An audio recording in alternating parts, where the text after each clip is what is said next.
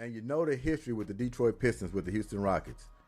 Ever since former coach Steven Silas went all the way over there to Detroit to be their head coach, and we have to add the Thompson twins. Top in the draft, a Sewer going to Detroit, a man in Houston, built-in rivalry. Ever since, it's brand new, but it's brewing a little bit. Every time these two teams get together, they want to prove something. You're going to get a brawl. You're going to get a little scuff up. They're going to play hard defense. Usually it comes down the stretch. And it kind of came down the stretch in this one, but Rockets kind of, got some separation. But they definitely won it by defense, coming down the stretch, getting the necessary stops, hitting timely buckets. And one thing I noticed, you remember when Kevin Durant was getting double teamed? Team falls apart. He comes off the ball late, maybe turn it over. Sometimes he's still making those turnovers, but it's a lot better. You could tell they worked on it. They got some repetition. They watched some film. Kevin Durant gets double teamed. You know that little pocket pass to Alpy? He's making decisions now, quick decisions. We got a man in the corner. We got somebody slashing. He could take the shot himself or kick it back to KD. I've seen a lot of more action coming off that double team now, getting the ball back in KD's hands. So I knew down the stretch, M.U. Udoka would look at some concepts, tell him how to be more aggressive with the basketball off of that double team. Look to drive hard. That's all you got to do. Attack the basket. If it's not there, kick it for three. A lot of this stuff is basic, but for some reason, early in the season, they froze up trying to find a hero. But the development of Reed Shepherd opened this thing all the way up. Texans, I didn't get into it too much after that loss because I could have went on a rampage. And that's what I try to stay away from.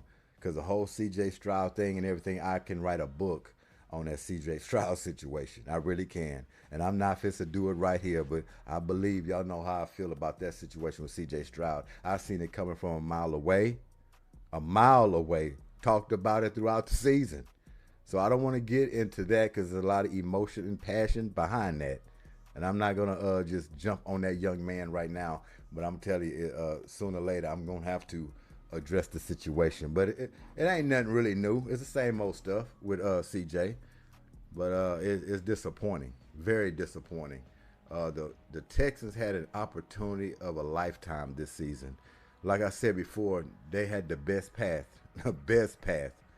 for the road for the Super Bowl. I mean, the Pittsburgh Steelers. You took care of that. You had the New England Patriots, which you are very capable of beating. You are a better team than the New England Patriots. And now, if you would have beat I know the if, woulda, coulda, shoulda, all that, but you get past the Patriots. You go into the Denver Broncos, who lost their starting quarterback in Bo Nix. Going with what's his name, Jarrett Stidham? What is a Jarrett Stidham? He's going to have to fill in as a backup quarterback against a Houston Texans defense. And you know where you're going after that game? To the Super Bowl.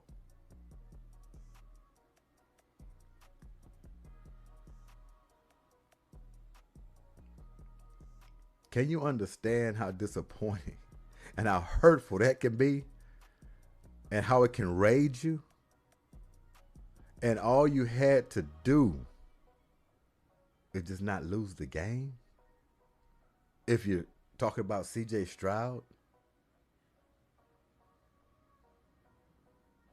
If Dak Prescott was the quarterback in that ball game against New England for the Texans, they're moving on. They're advancing.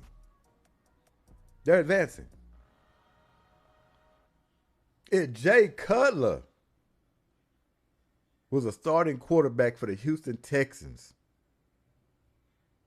in that divisional round against the Patriots,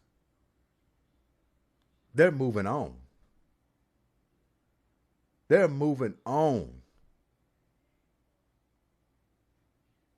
Contrary to belief, if Davis Mills started for the Houston Texans from start to finish in that ball game, the Houston Texans will be moving on to the next round.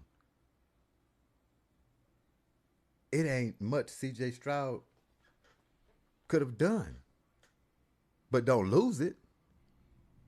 Don't turn the football over. That's all he had to do. Not turn the football over. Play a pedestrian ball game.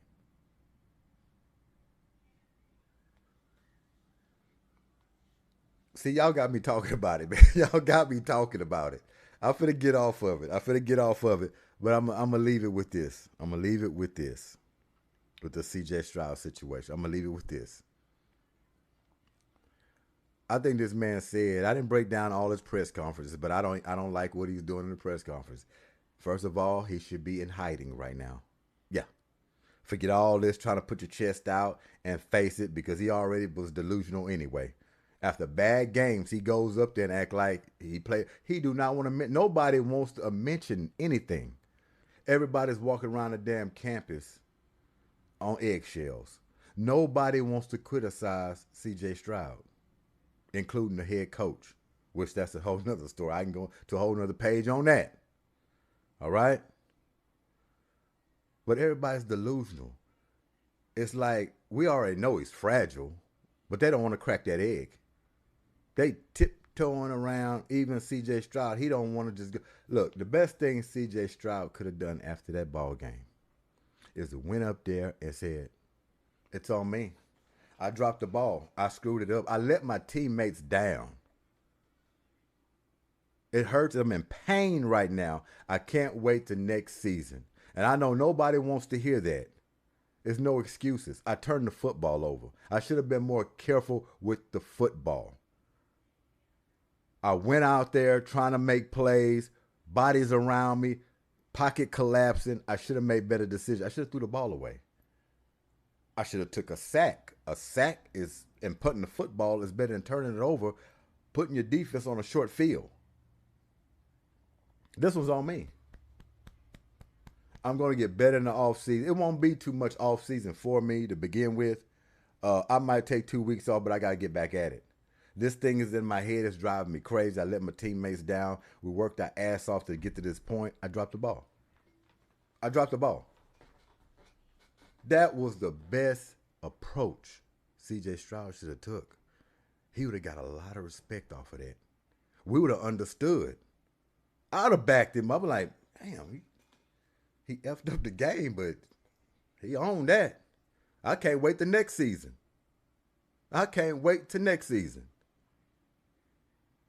But this man went up there, and I'm hearing he talking something about playing like Superman and all. Hey, man, if I would have broke that one down, if I broke that press conference down with him talking like that, oh, man, I would have ate it up. C.J. Stroud, oh, my goodness, boy. You saying the wrong things. First of all, you're talking too much and you're talking too fast. It don't take much. Little less words to get your point across, and a lot of blame. You have to blame yourself. It's okay to say, I had a bad game. I let my teammates down. How hard is it to say that? You're delusional. It's just like an alcoholic. Until you admit it, you ain't going to fix it.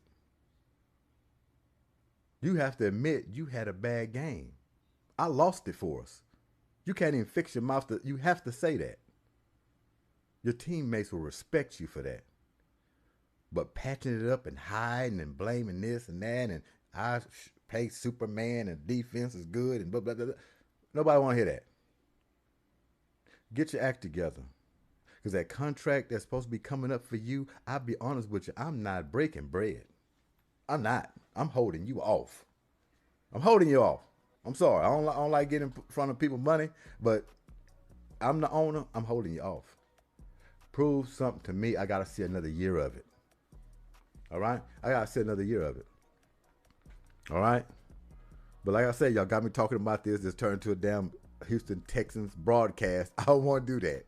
Because I'll be here. I'll get to sweating and things get to going up in here. You understand? So we're going to move past that. The Patriots and the Broncos. Before I even say anything about this, I think we all know if it's going to be a Super Bowl winner out of these 4 teams that are left, we know it's coming out of the NFC, hands down. I think those are the two best teams that are left. And my opinion, I think the Seattle Seahawks is going to win the Super Bowl. That would be my prediction. Probably a lot of people's prediction. And of course, I don't have to explain why. We know that defense. That's why I say the Texans, man, they was tailor-made. But the defense the Seahawks have, that turnover defense, that multi-pressure, constant pressure defense, and they have an offense. See, they like the Houston Texans. The only thing, they have the offense the Texans don't. They kind of do, but they don't know what to do with it, if you get my point. But Seattle Seahawks can put points on the board. They know how to move the football. Darnold is playing his ass off. You don't think Cooper Kupp is going to be ready going against his former team? You don't think he's going to be ready? Both of these teams are going to be juiced up, the Rams and the Seahawks. You know, former player, you could say either way they're going to be juiced up. And you're going to be juiced up anyway. It's a championship game, man. The game before the Super Bowl. Going to be juiced up anyway. All right? But yeah, Cooper Kupp going to be ready for that one. All right? And you got another wide receiver on the side of him on the other side. He's pretty damn good too, So it's going to be a good one, man. And Sean McVay, the play caller, you know what he does. And they got some receivers out their asses too. All right? And they got a little defense, but defense ain't like the Seahawks in my opinion. All right? So I think the Seahawks will pull that out, but it will be coming out of the NFC this Super Bowl. No doubt about it. For the Patriots and the Broncos, I'm going with the Broncos. I'm sorry. I said that too fast. I'm going with the Patriots. The Broncos, I believe if the Broncos were full strength, they had Bo Nix, okay? Nothing never happened to Bo Nix. I'll be picking the Broncos, no, hands down. But having that backup in there, and I don't think he's going to do too bad. I think he has enough experience, and I think Sean Payton is seasoned enough and a great coach that's going to bring this backup quarterback along, going to have him making plays, going to simplify for him, and going to have him dink and dunk, but also take chances. I could see that happening. And if he doesn't turn over the football, shit, you never know what could happen. They might have a shot. But I'm going to ride this roller coaster on Vrabel, the way he's changed this team around, got them back to their championship thinking ways at least, and they're fighting for it now, the Final Four. Who would have thought the Patriots? No Belichick, no Tom Brady, but Vrabel. He got him believing. He's a true player's coach. Just jolt some energy into this football team, and I think they're going to do something. I think they're going to beat the Broncos with the backup quarterback. So I got the Patriots and I got the Seahawks, right? So this is going to be a Seahawks and Patriots Super Bowl. Can you imagine? Who would have thought that at the beginning of the damn season? Somebody would have told you Seahawks and Patriots going to be in a Super Bowl. You'd have laughed so damn hard you'd have popped the lung somewhere. Yeah, you would have. Seahawks and who? The Patriots in Super Bowl? Yeah, man, that's what makes football great. You don't know. We don't know. So that's my picks on that. And before we get out of here, make sure y'all stay warm. We got a freeze coming. You hear me? We got a freeze coming. And two things you need to do. Two things. Are you going to make soup or you going to make chili? Which one you going to do in this freeze? Those are two options, soup or chili. I'm doing both. Yeah, I'm going to do both. I'm going to get my shank meat, get the ground meat, of course. I don't know, 2 alarm, 3 alarm, what y'all think. But you're always going to add to it. It's all about the flavor, baby. Some people like to add beans. I like it both ways. Like it with the ground meat, like it with the beans as well. Make sure you get your tomato sauce. And the key ingredient that I put it on almost everything I eat, almost. But y'all don't be stealing it. Because I know y'all going to be looking back and be like, oh yeah, I'm going to try that. But I like that green onion. My favorite. Green onion. I'm chopping down that green onion and my chili. Do you hear me? You can get you some shredded cheese. See, I'm not going to put it in there to cook, obviously. Duh. That's after I have it in the bowl, okay? Don't be going there trying to dice some green onion in there on top of the stove in the pot while it's cooking and start putting shredded cheese and all that. You don't want to do that. Wait till it's cooked first. You can put all your flavor and your seasoning in there and brew it up good, right? Put it in that bowl. Get you some green onion. Put you some in there. Get you some shredded cheese if you want. Sprinkle that on there. Corn chips, Fritos. A little crumble. Spread that on there. Get you some sour cream. I like the squeeze package. Give you a little swirl. It's on. It is on if you like it like that. I can do it like that. I got a rock gut stomach. I can mix things like that and be all fine. It ain't gonna just stir up my stomach and I'll be using the bathroom. Same thing when I drank. Oh, used to drink. Still drink, occasional. I can go beer and liquor, back and forth, or at the same time. Stomach don't mess up. Used to it. So I could do combinations like that. But if not, do it regular. Put your favorite seasons in it. Mix it all up. Make sure it's got that spice, that hit that you want. Get you some crackers. Eat it plain and regular like everybody else. Have fun at it. But sometimes I like to get sporadic and exotic with my mixes sometimes and be adding this and seeing that and just bring out more flavor. So that's what that green onion will do. And I put green onion almost on everything. All right? Put it in all my soups for sure. Put it in, I put it on ramen noodles. If I eat ramen noodles, yeah, I'll green onion. Some people make all kind of spreads of ramen noodles. I eat a little bowl of ramen noodles. All I gotta do is put green onion on it, and I'm okay with that. Brings out that flavor. Of course on tripe, of course on menudo.